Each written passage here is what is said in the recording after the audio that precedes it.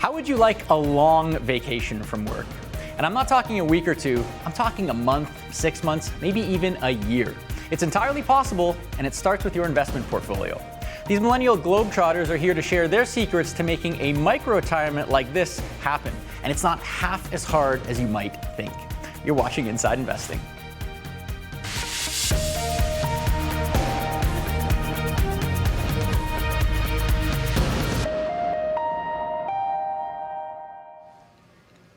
Hello everyone, welcome to another edition of Inside Investing, the show that helps you level up your financial knowledge and sharpen your investing skills. Presented to you by TD Direct Investing, named Canada's best online brokerage by the Globe and Mail for 3 straight years and counting.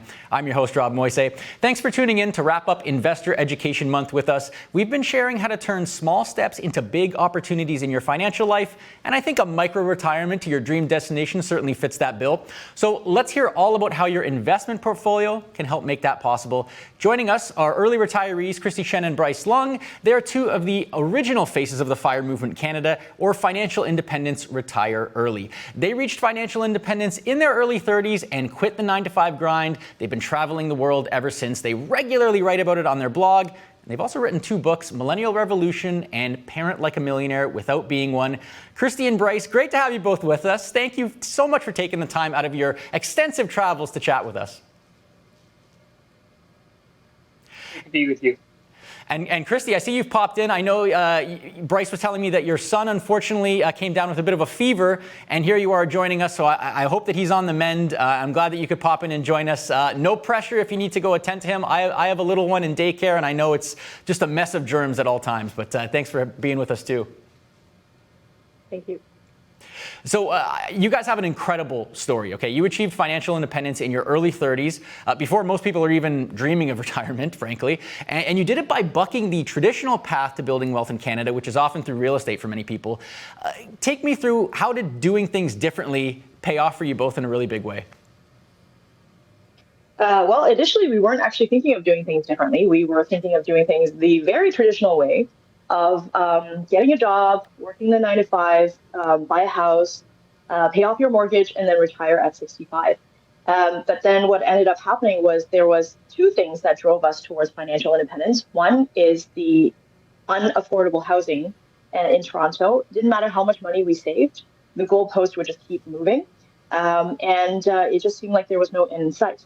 And on top of that, I was also worried about outsourcing at my job. So right now, what people are discussing and terrified of is getting their jobs replaced by AI. So back then, I was worried about getting my job as a software developer be outsourced. And I think now things are even worse, because now even the people that our jobs would have been outsourced to, they're even being replaced by machines. So those were the 2 risks that made us realize, you know what, I'm not sure I want to live this life. And then the thing that broke the straw that broke the camel's back was when one of my coworkers, who had been working 14-hour days, 3 years in a row, never taking a vacation, and then one day he collapsed at his desk from stress and almost died, and he was rushed off to the hospital, to the point where when we heard back from him, we heard back from the doctor. The doctor said that his lifestyle was as bad as smoking 2 packs of cigarettes a day, and this is a man who's never smoked a cigarette in his life. So that was the turning point that I thought, okay, my job is not stable. If I get a mortgage, I'm going to be stuck paying it for the next 25 years. And I could be out of a job tomorrow. So does this really make any sense? So then we started looking at other paths to financial freedom. And then that's how we discovered Financial Independence Retire Early. It's not the movement that it is today with 110,000 members on Facebook. Back then, it was just a handful of bloggers, and most of them were, actually all of them were American. So I wasn't even sure if this is doable if you're Canadian. Like, do we even have high enough salaries? Does it make sense if we're investing in the Canadian stock market? Do we need to only invest in the US stock market? There was a lot of questions. But luckily, we decided, you know what? The other alternative is dying at your desk and paying a mortgage and buying a house you can't afford. So let's just give it a try. And then as a result, we actually became financially independent in about 3 years. We were thinking originally it was going to take us 5 years or more. And we've been retired for the last 10 years and on and off traveling.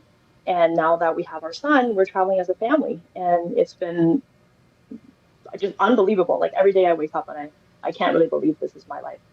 Just to clarify, the 3 years that she's talking about is when we discovered FIRE, not when we started working. Oh, yes. That would have been nuts. Right, yeah. I mean, you guys were obviously like saving for this massive down payment that you thought you were going to throw out there.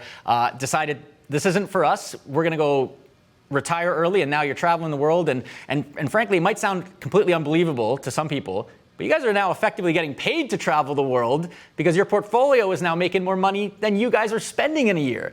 Just like take us through how could you possibly get to that point so early in your lives? I think the big difference was shifting our mindset to go from consumption to focusing on passive income. And the really cool thing about investing in a portfolio is that you can manage your income so that it makes money for you as you sleep. And not only does it make you income in terms of dividends and dividends and interest, there's the long-term capital growth from the growth of the stock market as well. So over time, it gets easier and easier and easier.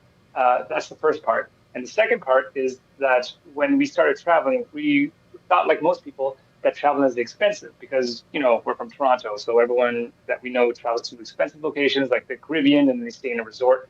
But when we started traveling the world, we realized, and we started going into lower cost areas like Southeast Asia and Eastern Europe and some of these really wonderful places that are not a lot of Canadians travel to because it's just so far to fly that they don't.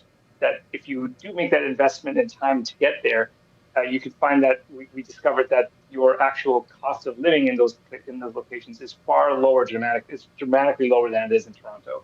So so when we got to a place like Thailand, we were realizing just the dividends from our portfolio that at the time we had a $1 million portfolio, and then we were making interest and income of about $40,000 from that.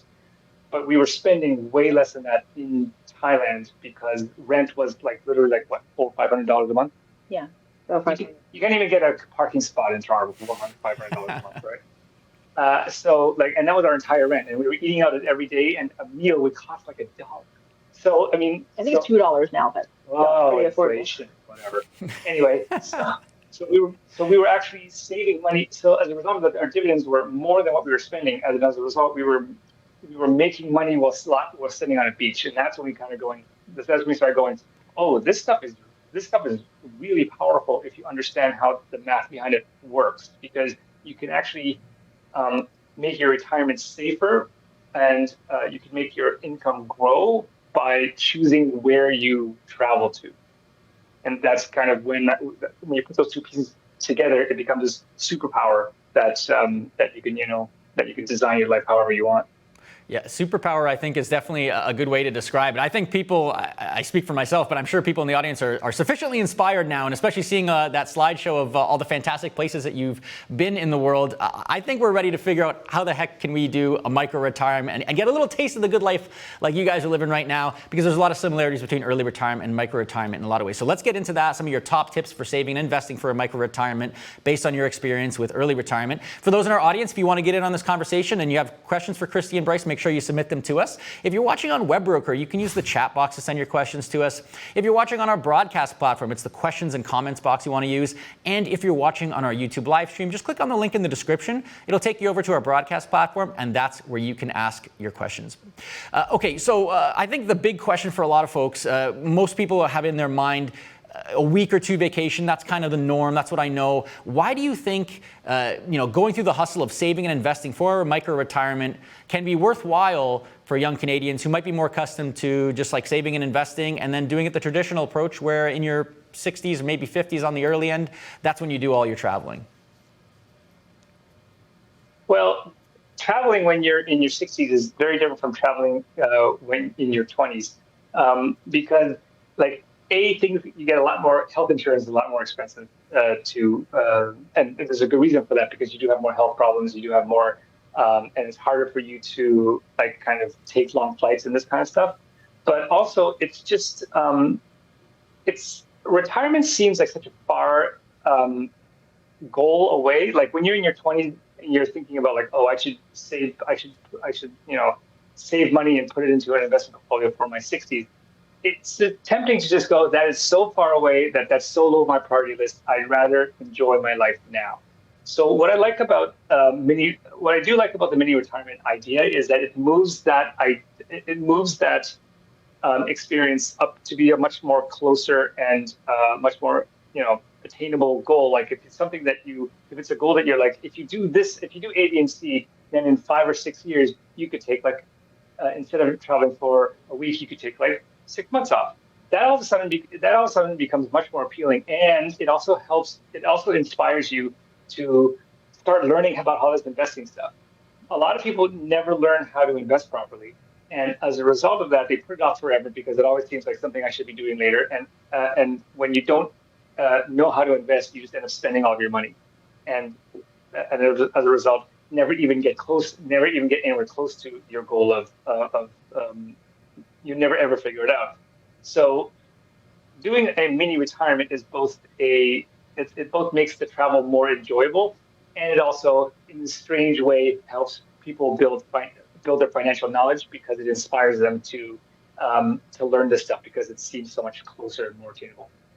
Yeah, and certainly I could see it helping you build the habit too, because obviously you're quite motivated to go on this micro retirement. So you're minding your P's and your Q's when it comes to your finances, and all of a sudden you can kind of get that snowball rolling pretty quickly in terms of saving and investing. I think a lot of people might really like the idea of a micro retirement, but the immediate issue that's going to come to most people's head is, how do I get my employer's blessing to do some kind of extended absence like this? I mean, even a month I think would be a stretch for a lot of folks, and then we're talking 6 months, we're talking a year maybe. I could see a lot of employers grumbling about that. Do you have any tips on how to broach that conversation and maybe make it make sense for the employer too? I think you have to really think about it from the employer's point of view. Like, definitely don't go up to them and be like, I need a break. This is going to be good for me. And here's the following reasons why travel is my dream and why I should do this. You should be really thinking about how does this help them, and try to pitch it in a way that it's like a win-win situation. If you have a company that is international and there's multi-country, they have offices in different countries, it would be beneficial to say, okay, this might be a really good cultural exchange. This might help London office if I go there. And then, we exchange knowledge over there, and I'll be able to bring our expertise and be able to get some of their expertise back. I have a friend who wanted to go to Taiwan, and he worked for Microsoft, and he was able to convince them to let him have like a 1 year exchange and then like a few months off, because he was able to convince his employer that getting in touch with the Taiwan office would give them a heads up in their software department. So really think about how does this benefit your employer, and then spin the message so that it's a win-win situation for you both. That's a really clever way to approach it. I'm certainly taking notes, but let's say the employer doesn't bite. Okay, is there something that you can do to kind of cover your butt financially if you're really motivated to go on this micro retirement and you're basically going to like roll the dice that I might lose my job? Like, what can you do to kind of cover yourself? Well, some of the other jobs, like if doing the mini retirements are important to you, it is helpful to kind of structure how your employment works. So how your employment is structured so that you can make this easier. So, for example, like instead of being a full-time employee, you obviously work in banking, and in banking there's a lot of people that work as consultants. So they work on like 1-year contracts, and then they renew their contracts every year. So some of the people that I know who have successfully done these early retirement things, they were able to build gaps into their renewals, so that when one contract rolled over, they would just be like, okay, well, I'm only available 6 months from now. So when they negotiate that renewal, they kind of build that into their contract negotiations. So that's another way of doing it as well. Okay, so some planning definitely needed there, but a good thing to keep in mind, and try to make those negotiations, start those conversations early, perhaps with your employer, if this is a big plan for you. Now, one of the things about early retirees that I often hear is that you lot have an extremely frugal lifestyle a lot of the times, and that's part of the reason why you're able to achieve something like early retirement. You're putting away so much of your take-home pay, you're keeping your expenses so low, and you're investing the rest. Do you think that's necessary to pull off something like a micro-retirement in a reasonable time frame, or could you strike a little bit more of a balance than the traditional FIRE approach? Yeah, I think if you're doing the mini retirement thing, I think the frugality thing is also a little bit misconstrued, because it's not so much about frugality, like cutting everything to the bone, because that's not really sustainable, regardless of whether you're trying to do a mini retirement or you're trying to do full fire. It's more about putting your money towards your values. Like, for example, when we were trying to save towards FI, it was we definitely did not care for cars, so we just used auto share and we used the subway. Didn't really care about living in fancy places either, so we just rented the top floor of a duplex.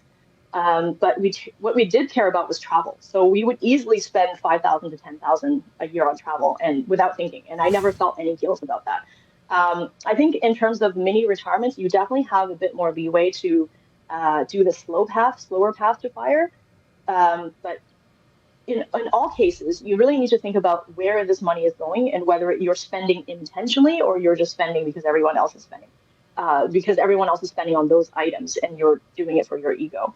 As we'll see later on, because we're going to do a breakdown of a reader case, of a scenario of the exact numbers that you need to get to a mini retirement. But basically, you definitely don't do extreme frugality in either situation because it's not sustainable. Yeah, everybody stay tuned for that case study because it's fascinating stuff. I wasn't kidding when I said that it's not half as hard as you might think to get to a micro-retirement, so stay tuned for that. We've talked a little bit about the lifestyle and the saving approach. Let's talk about the investing. I'm wondering if you think that there's an investing style that generally makes sense for someone who's considering going on a micro-retirement. Index investing is, I think, the approach that I recommend to everyone. And it's not just me. Warren Buffett also recommended it to his heirs when they take over his investments, because index investing gets you the most of the upsides of the stock market without any skill needed whatsoever. Some people can pick stocks. Some people can figure out how to find the winners of how to find the winners and separate the winners and the dogs of the stock market.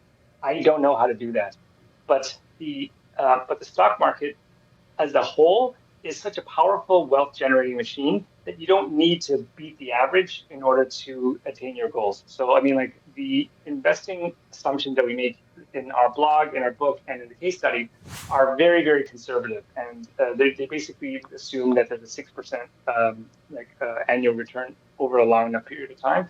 And invest in the stock market, and the stock market has, on average, I think over long periods of time, has an average annual return of something like 11, 12%. But what's important is that you set up your portfolios, set up your asset allocations in a way that makes sense to you, and contribute to it regularly. Because the power is not timing the market; the power is time in the market. If you're able to put money into your investments on a regular, consistent basis, that's all of this investing skill you really need. I think that's really empowering for a lot of people to hear, because I think the perception might be that in order to pull off something incredible like a micro-retirement, I need to be taking big risk. I need to be trying to find the next Google or Microsoft or Amazon or what have you. But you're saying that you can do it through an indexing approach. And in fact, that's the approach that you both took saving for your early retirement. So the proof is in the pudding, I guess, at least in your experience. One of the things, though, you mentioned asset allocation. A lot of the times we hear when you're saving for something shorter term, you have to be quite conservative because you want to make sure the money's there when you need it ultimately. And I think a lot of people might think, well, even if I'm frugal, relatively speaking, with my micro-retirement, that's still a lot of money that I have to save in a relatively short period of time. So is there an asset allocation guideline maybe that you could offer that you think makes sense for micro-retirements? I think 75-25 generally. It's not going to work for, obviously it depends on each person's risk tolerance, but generally that's the portfolio that we recommend that would work, because you don't want to be too aggressive, like 100% equities, even though a lot of people will say, well, I'm young, why don't I just put everything into equities? Because if I'm in my 30s and I'm only in my 30s, I'm not in my 80s, why do I need to be more conservative? Well, if you're taking many retirements and it's going to happen, you will have to go back to work, and you have to think about how long it's going to take before you take that mini retirement. And if it's less than the long-term average of 10 years, you might want to be a little bit more conservative. You need to have some fixed income assets, not just equities. So that's why we recommend, in general, 75-25 is kind of the sweet spot. Yeah, we originally we were actually much more conservative when we were actually doing a fire journey. It was like 60-40. But over time and experience, we realized that that 75-25 is actually safer than we thought it was, because if you if rather than putting all of your equity allocation into one country, which is what a lot of people do, you kind of spread it out over the world, and then it actually makes that a lot more stable, because when there are, for example, a financial calamity that affects one part of the world, the other part like kind of compensates for it. So what's happening right now is a good example of that. That there's a lot of turmoil that's going on in the U.S. and the U.S. is the largest stock market, and traditionally, FIRE investors put everything into the U.S. stock market. But because all of the turmoil that's happening is limited to the U.S., it's allowed the TSX, which is the Canadian stock market, and the ET, which is the international stock market covering Europe, Australia, and the Far East, has allowed that to run ahead and and actually unexpectedly compensated for the weakness in the U.S. right now. So if you can have a more aggressive equity allocation than you think if you spread your bets around the world rather than concentrating it on one spot. Yeah, I mean, certainly everybody's asset allocation to some degree is going to be a very personal choice, of course. Like, ultimately, you want to go with what you're comfortable with, what you can stick with. That's probably the most important thing. But nice to hear that kind of guideline, 75-25. And it's also nice to hear that even though you both were more conservative in your approach, you were still able to achieve these incredible financial goals that you reached. I do want to play a little bit of devil's advocate here, and I'm going to have some help from a previous guest speaker of ours talking a little bit about diversification and where do you allocate your money. Of course, the S&P 500, it's been one of the top performing indexes for roughly the last 15 years or so, to the point where the phrase like S&P 500 and chill has now become a very popular investing strategy. And a few months back, we were talking with another early retiree, Jackie Cummings-Koski, and she explained to us why she really likes the strategy. A little bit of balance, but you don't need all these different, asset classes and sizes of stocks and things like that, because something like an S&P 500 index fund or total stock market index funds, it has a lot of diversification within there, even perhaps a lot of international, because a lot of these companies that's inside these funds, these stock index funds, they have huge international exposure. And most of their growth is probably internationally, where they have maxed out maybe in the US and Canada. So, Bryce, Kristy, you kind of laid out some of the thought process behind spreading things out geographically, but what do you think about that idea that the S&P 500 is actually pretty internationally diversified, given that a lot of the revenue that these companies earn is from international? Like, could that not substitute for greater international diversification and you can just stick with the one index? What do you think? This is a bit of a point of, I guess, there is some disagreement among some of the FIRE people. Like, there's a lot of people, FIRE enthusiasts and investors that we know, that are like U.S. or bust kind of thing. And it is true that traditionally the U.S. stock market has been the red hot performer, while everyone else just kind of just lags and tries to catch up. I think this year was the year that kind of proved that narrative wrong because of tariffs, right? I mean, tariffs have created this friction between the U.S. and the rest of the world that wasn't there before, and it allowed money to flow. It has caused investor money to flow around the U.S. and to find markets that are less, I guess, hostile to foreign investment. So, yes, that statement has been true for the past while, but this year is the year that kind of flipped on itself. I'm curious for you, how much diversification do you like to hold? Diversification. Okay, so specifically, that 75% of our equity is split evenly between the TSX, which is 25%, the US, which is 25%, and then international index as 25%. Okay, and then the rest is like fixed income. Okay, so like a nice even split like that. That makes it easy. Okay, so that's like sort of the rationale that you have for the investing style that you think can make sense. What about the investing account that somebody would want to choose? There's many options. Often when people think retirement, they think RRSP, but which one do you think is the best one to use for a micro-retirement? The answer to that really kind of depends on your tax bracket. So the RRSP gives you the most advantage based on which tax bracket, which marginal tax rate that you're in, because when you are working and you put money to your RRSP, you get a tax refund. It reduces your taxable income, which means that your benefit is equal to the marginal, like the highest tax bracket that you earned that you're earning in that year. I like to say that if you are in anything above the first tax bracket, so like maybe I think the first tax bracket is about $50,000.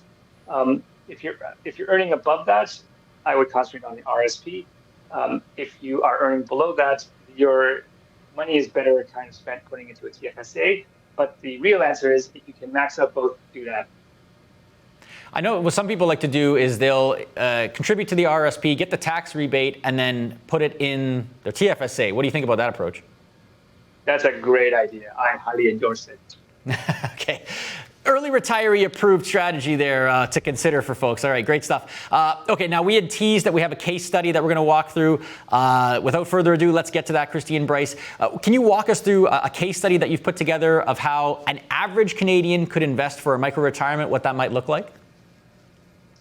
Yeah, so based on our research, the average after-tax income for Canadian household is 82,610. So when they say average Canadian household, I think they're assuming here like could be one person working and the other person is not working, not necessarily that they're both making 41,000. Because if they were both making 41,000, exactly like Bryce said, that's kind of no-brainer. Then obviously you're under the first tax bracket, you go straight for TFSA. But in this situation, I think they're looking at like family households, not just individual people. So if we're just assuming that they're actually making 62,000 and 610 per year, and then 82. Sorry, 610 per year. And then the average household spending, according to StatsCan, is 76,750. So that means there is 5,860 per year that they're able to save for this very average household. So one of the things that you need to account for when you go on a mini retirement is during that 6 months that you're gone, and 6 months is actually the average, based on a study that was done by HSBC, that's the average length of a mini retirement. So that's what we're going to look at today. So based on that, if you're going away for 6 months, you have to consider the fact that while you are actually on that mini retirement, you're not actually saving money for the next mini retirement. So you need to account for a little bit extra than just how much you would actually need to live on during those 6 months. So in that time frame, you need to, when you account for the lost earnings, you would have invested in that time as well. That would be $29.30. So therefore, the total cost of a 6 month micro retirement for the average Canadian would be about $41,205. And just to note there, the numbers that she's talking about are per household, and the numbers that kind of went up on the slide there were half of that because these are per individual. So that's why there's a bit of a mismatch there. Yeah, I just divided it in two, frankly. But yeah, you're right. Thanks for clarifying that. Let's take a look at this chart that we have too that kind of spells out how long it would actually take. Based on these assumptions in your case study, it looks like to get to that $41,000, based on, again, that 75-25 asset allocation that you're talking about and all that stuff, it's only about 6 odd years, 6, maybe closer to 7 kind of thing. I think that would turn a lot of heads because that doesn't sound like that long of a time. Can you maybe talk through how this works? Yeah, so basically while you're saving up, so the amount of money that you're setting aside, you could every year based on the average Canadian income and the average Canadian savings plus the amount of money that you wouldn't be making while you were taking mini retirement, you invest that in a portfolio. And we're assuming a very conservative return of 6%, so you could get more than that. And then that affords you a micro retirement every 6 years. It's actually pretty crazy because when you think about it, you're like, well, that's not a very long time. But first of all, you're gone for 6 months, so it's not a crazy amount of time. Like you're not mini retiring for 5 years. It's just a 6 month break. So you just need the living expenses for that amount of time. And also you are investing. So the money is actually making more money for you. So you're using the power of compounding to be able to do that. And a big knob that you can turn on top of that is that where you choose to retire can drastically affect how much that it will cost. So if you end up going into a cheaper location like Thailand, you could maybe even retire for even longer than 6 months because $40,000 will go a lot further in Thailand than if you're just retiring and sitting in the same place that you were in Toronto or wherever you live. Yeah, that's true. We're talking about an average here that you've spelled out, and there's a lot of flexibility within that. On the lower end, also on the higher end too, depending on how you want to do things. But I think roughly 6 years with those projections, that might sound pretty enticing. Now, there is one rub to this though. And when you go on micro-retirements, particularly if you go on several of them, you're essentially front-loading your retirement experience, right? So you're not going to have the same retirement, presumably, that you would have for someone who waits, right? Maybe just talk through what people need to think about when they embark on something like that, if they're a habitual micro-retiree. Yeah. So, the traditional retirement is work, save, and then retire at 65, and then you do your traveling things. That is a tradition. That is what financial planners call traditional retirement. But there are some downsides to that, which is, you may not be in the greatest of health when you're 65. You may not have the ability to travel to the places that you really want to, or travel for very long periods of time. So what I do like about the early retirement is that you are traveling when you're younger, which we did, and I got to tell you, it's pretty awesome. Being able to travel in your 30s is very different from when you travel in your 60s. So that is a trade-off that you need to decide whether to make for yourself. But it also does mean that front-loading your retirement means that you are going to have to be more comfortable relying on OAS, CPP, and home equity to fund your retirement, right? So I think a lot of these, I think in these StatsCan average family assumptions, they are, that average family is paying a mortgage, which is kind of why that their housing expenses, if you break down that spending number, why their housing expenses are relatively high. We rented, so our housing expenses were relatively low. But that does mean that if you are paying a mortgage that entire time, you are likely that when you get to 65, that you will have some housing equity that you can lean on if you sell or downsize your house. So you have to be comfortable making those kinds of decisions when you're in your 60s to fund your regular retirement in order to afford these front-loaded mini retirements. But that's a decision that everyone needs to have. As you said before, there are no free lunches. But it's a worthwhile trade it may be a worthwhile trade for you. I just want to add that there's some flexibility to this as well. Just because you can retire, like you can take a mini retirement every 6 years doesn't mean you have to. You might want to just adjust it. Let's say you have young children and you want to spend time with them when they actually still like you. And once they become teenagers, maybe they're like go away. I want to hang out with my friends. And then so maybe you want to see. I'm telling from my own my own perspective, because I have a teenager, because he's 2 and he's already kind of like, I want my friends. I don't want to hang out with you all the time. And I'm like, how is this starting so early? So if you want to hang out with your kids early, you might want to take the mini retirement when they're really young. And then maybe the next 6 years, you're like, okay, you know what? I can work for the next 12 years because my kids are going off to high school. They kind of don't want to have as much to do with me anymore. And then I really like my job, so maybe I don't need to do that. And then next time you get the job in the future and you're like, okay, I really hate this job. I need to take another mini retirement in 6 years. So you can there's like a knob to turn. And the balance that you're trying to get is, how do I get the best life, quality of life and spending time with my loved ones while balancing for having enough money in the future. So you might want to just, based on your own situation, turn that knob of how often you want to take that mini retirement. Just because you can do it in 6 years doesn't mean you have to. Money, if handled well, is all about giving you options, the options to live whatever life that you want to live. So if you manage your money properly, that gives you the most options and that gives you the most control. So that's kind of the, end goal of all financial planning, which is to give each person as much control over their life as they can.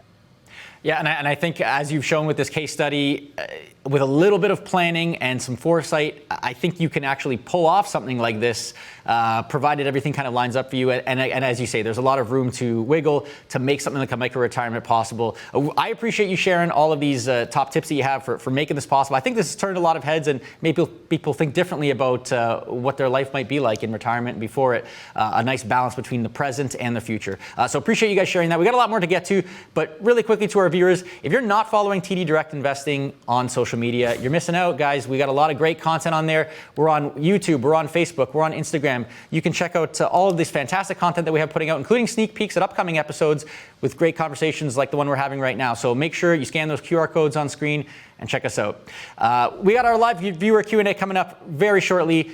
But before we do that, I want to bring in my colleague, Caitlin Cormier, because she's going to show us how we can use TD's web broker trading platform to help chart a path to your next micro-retirement. Caitlin, welcome to the show. Pleasure to have you with us as always.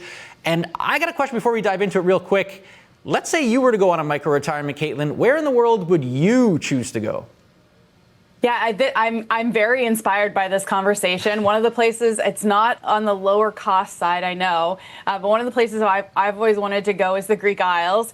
So I'm currently trying to Google if TD has any satellite offices there, so I can see if I can finagle that somehow. So I'll keep you updated about that. Maybe it's on your list too, Rob. Yeah, sounds good. I've heard wonderful things. With that said, show us, like, how can investors plan for their next micro-retirement in web broker? Yeah, absolutely. So we have a really neat tool called the Goals tool. It's within WebBroker. It's also in our Easy Trade platform, but we're going to focus on WebBroker today. So let's go ahead and hop in, and we're going to click on the tab that says Goals at the very top of the screen here. And that's going to bring us to the tool. We're going to click Get Started. Now, there are a few different goals you can go to, but for today, I'm just going to go ahead and choose that I want my money to grow. So put in current age. Let's just say we're 25. We talked about that kind of $42,000 mark. So let's just say that's kind of what we're saving for. We'll look at that 6-year time frame as well. And then we'll call it micro retirement. And we'll go ahead and save and continue. As far as investor profiles, you'll have to choose, what makes the most sense for you. But if I think back to that sort of example we were talking about, maybe somewhere around a moderate would make sense with that kind of example we were talking about. We'll save and continue again. Include any accounts, only the ones you're using for this goal. So whichever account you have you're using towards it, make sure you select it. Any money that you might have saved elsewhere for this goal. And then, of course, the most important part, how much money you're putting aside. So I'm just going to say $525 per month that I'm going to be putting towards this towards this micro retirement, and then save and continue. And here we have kind of that outcome. So it's actually showing us, based on that information, based on how much we're able to put in, it looks like we could be on track by January of 2032, I guess it would be 2032, that we'd be able to actually look at doing that micro retirement. We would have hit around that kind of dollar amount that we would need to reach that goal. It's a fantastic tool. I'm glad to see that the maths, so it's really inspiring to people. Caitlin, appreciate you walking us through all of this. That's Caitlin Cormier. She's our Senior Client Education Instructor at TD Direct Investing. Without further ado, let's get to our Q&A. We got a lot of questions coming in from our viewers. Bryce, Kristy, you guys ready to hear what people want to know more about? Yeah, let's do it. All right, let's call up our first question here. We have coming up to us on screen here. This is, I believe, Niels is coming to us. Let's see. He says, how did you get started with investing, and how has your approach evolved over time, and what can you tell us about that? We got started with investing when we started looking around 2012, and we had saved up all this money for a down payment, and if you live in Toronto, you kind of know the feeling of you're trying to save money and then the house prices just keep going up and up and up and you never get ahead. So that was the situation that we're in. And so we had been saving already for like 7 years now at that point, and it had started to reach a pretty significant 6-figure amount. And that's when we started going, hey, is there anything else that we can do with this? Because it's actually turning out to be a pretty significant amount of money. That's when we started researching. That's when we started finding blogs like Mr. Money Mustache and Dale Collins and Mad Scientists and these financial writers who were talking about extolling the virtues of index investing. So we got into that. So we started looking into that, and we realized that it was actually pretty easy and pretty simple. You just kind of had to set up the machine, we call it the money machine, and configure it, figure your asset allocation, and then you just kind of feed it over time. In terms of how our approach to investing has changed, I think the core strategies has remained mostly the same, but I have found that as our portfolio has gotten bigger and bigger and bigger, I have found that the dividend, like managing the dividends, is actually more important, and figuring out how to collect all the dividends and use that to fund your lifestyle is actually how you fund your lifestyle in retirement. I thought that it would have to be like selling part of it of your portfolio off and then using that as cash to pay for your retirement. But as it turns out, just collecting the dividends was sufficient. So we realized there's two phases. There's the accumulation phase and then the drawdown phase. And a lot of people who haven't reached FI, or maybe they just continue to work and they haven't actually lived off their portfolio, may not be aware of these two phases. And we discovered that if you actually once you actually want to quit your job, then when you're in the accumulation phase, you want to be aggressive, especially if you're young. And then once you're in the drawdown phase, it makes more sense to manage, like Bryce said, manage the dividends so that you never have to worry about selling in a downturn. You have to manage something called the sequence of returns risk, which is during the first 5 years. If you're in a bear market for a prolonged series of time and you need to sell at a down market continuously, that depletes your portfolio much faster than you're expecting. And then we also realized the power of geographic arbitrage, which is something we never even considered when we started investing, and we didn't think about drawdown. Is actually a very powerful tool that we have been able to leverage, not just us, but a few of our friends who also retired by traveling, by balancing expensive places with inexpensive places. You end up living on far less than the actual dividend produced by your portfolio. So that helps you get out of the sequence of return risk without having to save a buttload of cash cushion. And you also get to enjoy traveling along the way. So why not? You guys must be like the masters of geo arbitrage at this point, going to like 50 countries around the world or something like that. You must know all the ins and outs at this point. Yeah. And then another third part of that is collecting points. So one of the things that we've also gotten really into is getting the right credit cards and then putting your spending towards it and using that to collect Aeroplan points, for example. And one of the cards that we use for this is the TD Visa Aeroplan Visa Infinite card. That was, Rob didn't tell us to do that. That was, I just decided to do that spontaneously because I realized that's the main card that I'm using to make our flights a lot cheaper. So using these tools, you put it all together, and once again, it becomes like a superpower. Awesome stuff. Let's get to our next question. David has a question for us. And David wants to know, your approach to financial independence includes relocating abroad. If you had to stay in Canada, what strategies would you use to reach financial independence here? Oh, good question, David. I would say don't lump Canada into one big package, because Canada varies significantly in cost depending on where you live. If you're going to be FI in Vancouver versus if you're going to be FI in Montreal, they're vastly different numbers. And also, are you going to be living in one place forever in Canada for the rest of your life, or are you going to change different locations? Like, we've actually moved around in Canada, it's not just one city. So I think the fact that we were able to reach financial independence living in Toronto, which is one of the most expensive places in Canada, means that there are still lots of tips and tricks to help you save money and to help you spend intentionally. So just because you need to stay in Canada and not live abroad, you can still reach financial independence. And we've actually had to stay in Canada after traveling the world because of a family emergency, and also to give birth to my son. So the portfolio was also enough to live in Canada, not just in Canada, but in Toronto after we left. So I would say that it doesn't mean you have to live abroad. That's just one of the options. Mm-hmm. Yeah, that's a good point. That Canada's a big place. There's a lot to see in your own right there, and all those real estate markets and the costs there are quite different. So it's something to explore. Brent has a question for us. Let's get to Brent.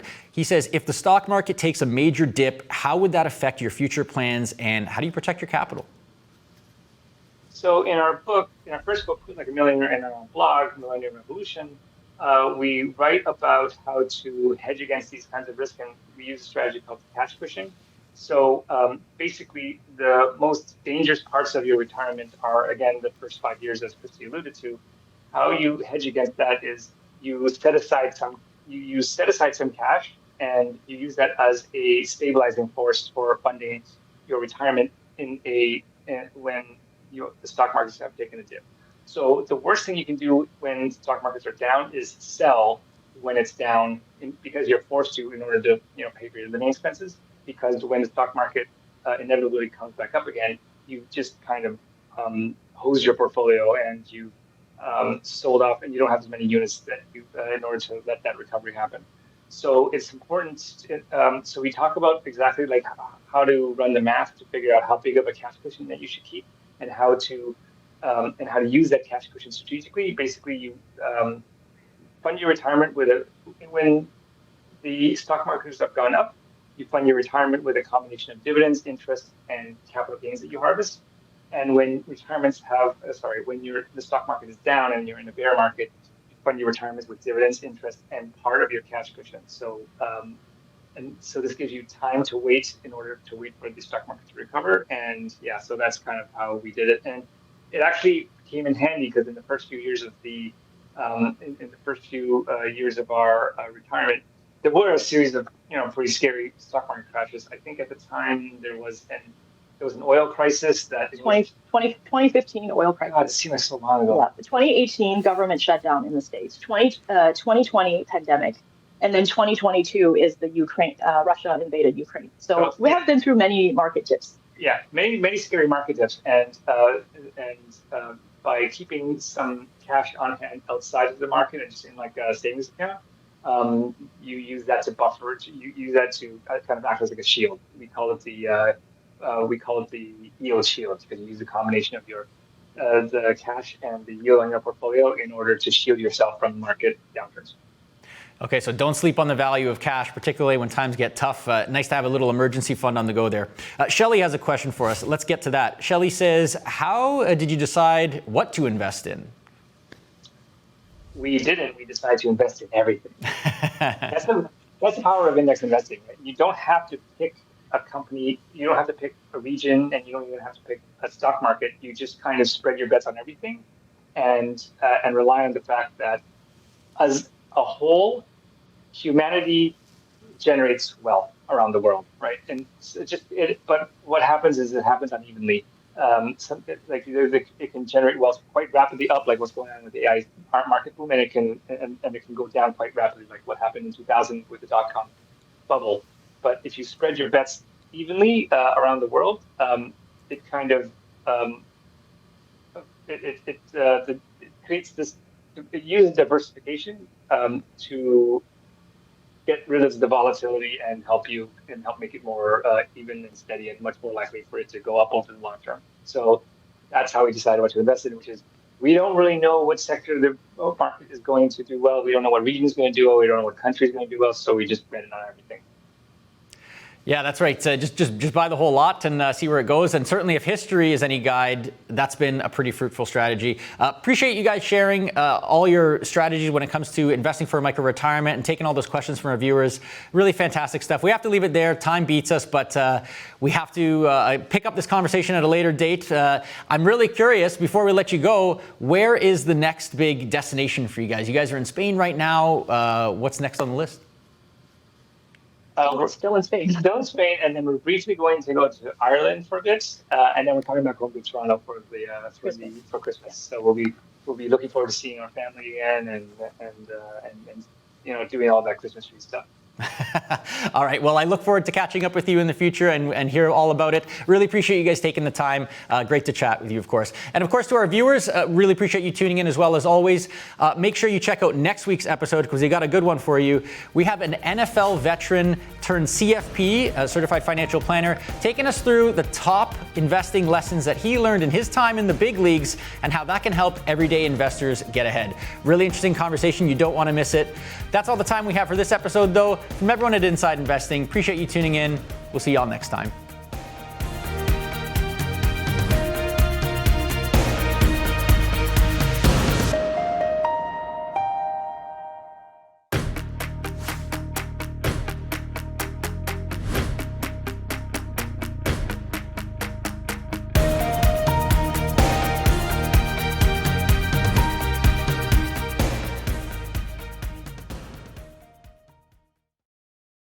Have more questions? Check out the links to the right and in the description below.